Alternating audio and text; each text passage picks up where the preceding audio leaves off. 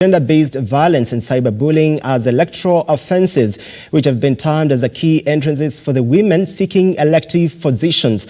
During a public participation exercise in Machakos County to collect views of the Kenyans by the multi-sectoral working group pushing for the realization of the two-thirds gender principle, former Nyeri women representative Priscilla Nyokabi urged women caucus groups like the Maendeleo ya Wanawake to create a situation room to enable women to report in case they undergo or face gender-based violence during election campaigns.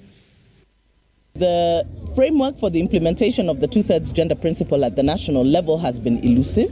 We know that since the Supreme Court advisory of 2012, the requirement for Parliament to put in place the necessary laws that will ensure that at the national level we fully implement the two-thirds gender principle. We all remember the advisory of retired Justice David Maraga that called for the dissolution of Parliament for their failure to implement the two-thirds gender principle.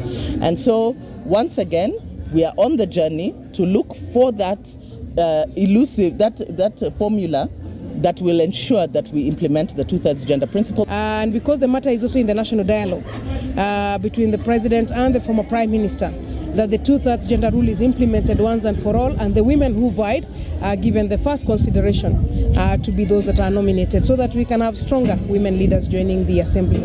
And the reason we start with the National Assembly and Senate is because when those ones have two-thirds compliance, they can then push the society into two-thirds compliance across all the levels.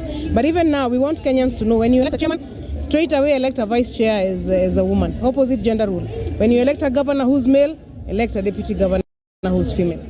Rice farmers in the